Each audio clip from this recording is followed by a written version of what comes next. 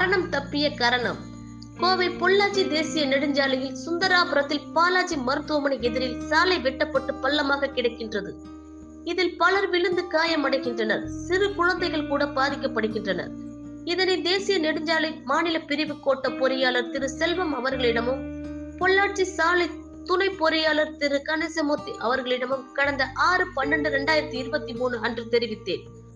ஒரு உயிர் பலி நடக்கும் முன்பே இந்த சாலையை சரி செய்யுமாறு வேண்டுகோள் விடுத்தேன். ஆனால் இன்று வரை இதனை சரி செய்ய நெடுஞ்சாலைத்துறை முயற்சி செய்யவில்லை.